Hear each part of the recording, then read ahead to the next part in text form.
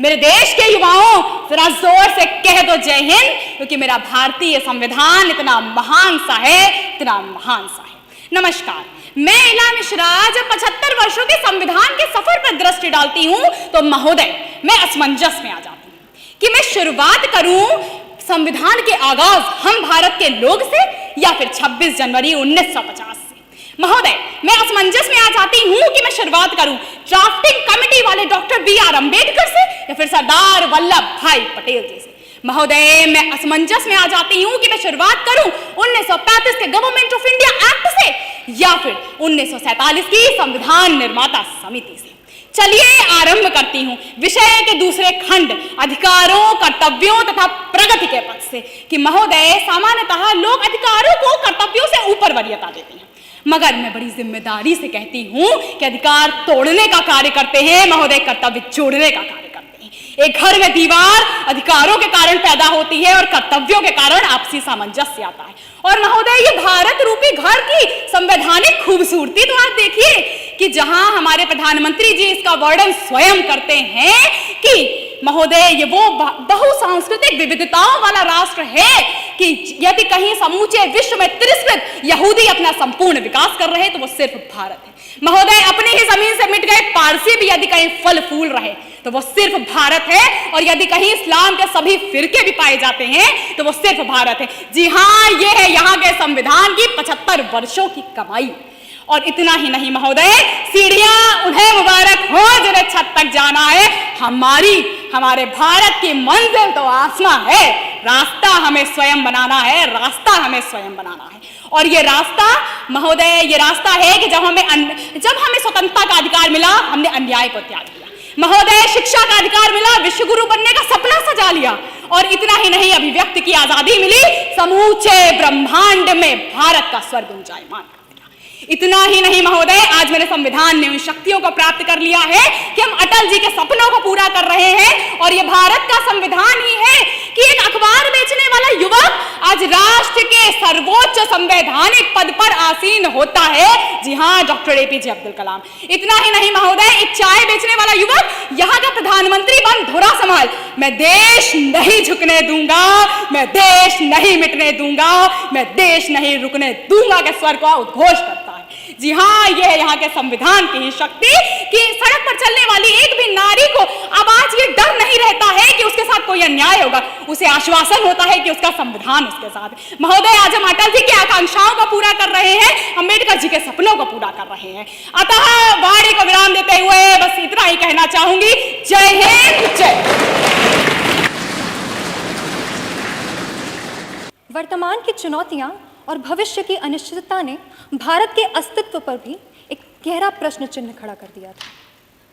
ऐसे में भारत के भाग्य विधाताओं ने अपनी तूलिका उठाई और रचा एक ऐसा ग्रंथ जिसने भारत के भविष्य की दिशा तय की। विभाजन की मानवीय त्रासदी, सैकड़ों रियासतों की सत्ता का रण क्षेत्र, पूर्वी राज्यों की अनिश्चितता या आपातकाल और अराजकता की तानाशाही। इतिहास गवाह है कि देश जब अकेला खड़ा हुआ तब ना ही किसी सरकार ने, ना ही किसी सत्ता ने, अपितु संविधान ने देश की गरिमा को संरक्षित किया। युवा शक्ति जब युवा विप्लव में तब्दील हो कानून के कटघरों में खड़ी होती है, तब राष्ट्र की संविधान ही उस देश के गरिमा का उल्लंघन करने वालों को भी सुरक्षा प्रदान करता है। ऐसे में हमें यह समझ आता है कि यह संविधान सिर्फ विधि विधानों का ग्रंथ नहीं है, अपितु एक राष्ट्र के पुनर्जन्म का उद्घोष है, जिसने 75 वर्षों में सिर्फ इस देश के स्वर्णिम इतिहास का मानचित्र गढ़ा और आज भारत के अमृतकाल में सिर्फ देश ही नहीं अपितु हर भारतवासी के पुनर्सृजन की गाथा लिख रहा है। हमारा संविधान हमें उस दौर की याद दिलाता है जब वैश्विक महाशक्तियों के संविधान भी हमें सबका साथ और सबका विकास की धारा से बहुत ही दूर दिखते हैं। जब लोगों को अपने ही अधिकार की लड़ाई में संविधान तक का साथ नहीं मिलता था, उस दौर में भी भारत के संविधान ने न सिर्फ विविधता को एकता का बल दिया, बल्कि भारतीय परंपराओं को भी पुनर्जीवित किया। ऐसे में मैं ये कहना चाहूंगी कि हमें संविधान जैसे दिव्य रथ का सारथी बनना होगा, एक ऐसा रथ जिसमें विविधता और अखंडता उसके मजबूत पहिए हों, एकता और बंधुत्व उस पर लहराती ध्वजा पताकाएं हों, मौलिक अधिकार और कर्तव्य उस रथ के घोड़े हों जो समाज कल्याण और राष्ट्रहित की डोर से बंधे हों, संप्रभुता जिसका सारथी हो, न्याय जिसका धनुष हो, नवाचार ही प्रचंड शक्ति हो और पंथ निरपेक्षता ही वह तर्कस हो जिसमें बहुरंगी विरासतों के बाण भरे हों। और फिर हमारा देश पुनः अपनी स्वर्णिम आभा में उज्ज्वलित होगा। जय हिंद, जय मां भारती। ब्रह्म ऋषि विश्वामित्र की नगरी गाजीपुर से नोडल जौनपुर से संविधान के दिवस के 11 संकल्प जो भारत के संवैधानिक मूल्यों को मजबूत करने की शपथ है विषय पर अपने विचार अभिव्यक्ति हेतु यहाँ उपस्थित हुई हूँ। महोदय, हम उस देश के नागरिक हैं जिसमें अनेक शूरवीरों ने जन्म लिया। हम उस परंपरा के पुजारी हैं जिसने सदैव प्राणियों में सद्भावना हो, विश्व का कल्याण हो की बात की है। हाँ महोदय, हम वही भारतीय युवा हैं जो ऊर्जावान, गतिशील और आशावादी हैं, जो यदि संकल्पित हो जाए तो विकासशील भारत विकसित हो जाए। परंतु प्रश्न आज यह है कि क्यों आज का युवा देश के प्रति अपने कर्तव्यों से अनभिज्ञ दिखाई देता है? क्यों आज भी महिलाएं असुरक्षा और भेदभाव जैसी सामाजिक कुरीतियों का शिकार हैं?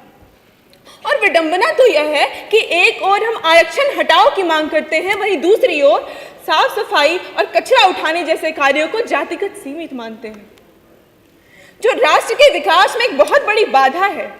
इसलिए महोदय, हमारे यशस्वी प्रधानमंत्री माननीय श्री नरेंद्र मोदी जी ने संविधान के 75वीं वर्षगांठ पर हमें 11 संकल्प दिए, जिसमें पहला है हर नागरिक अपने कर्तव्य को जाने और उसका निर्वहन करे।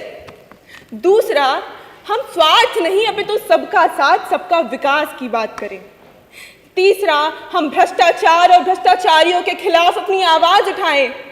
चौथा, हम अपने नियम, अपने कानून, अपनी परंपराओं का सम्मान करें।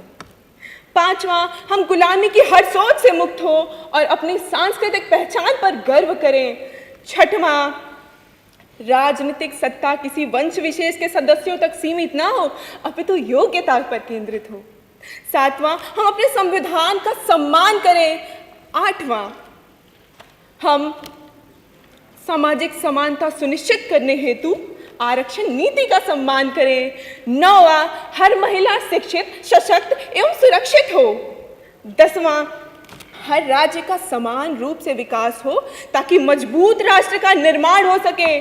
और 11वां संकल्प है महोदय, हम एक भारत श्रेष्ठ भारत का भाव लेकर विविधता में एकता का सर्वोत्तम उदाहरण प्रस्तुत करें। और यदि हमने ये 11 संकल्प पूरी निष्ठा पूर्वक पालन कर लिए तो निश्चय ही हम विश्व गुरु कहलाएंगे। अंत में सिर्फ इतना ही कहना चाहूंगी कि लक्ष्य तक पहुंचे बिना पथ में पथिक विश्राम न करना। लक्ष्य भी तेरा गौरव गाए, पथ में ऐसे काज करना। धन्यवाद। जय हिंद, जय भारत।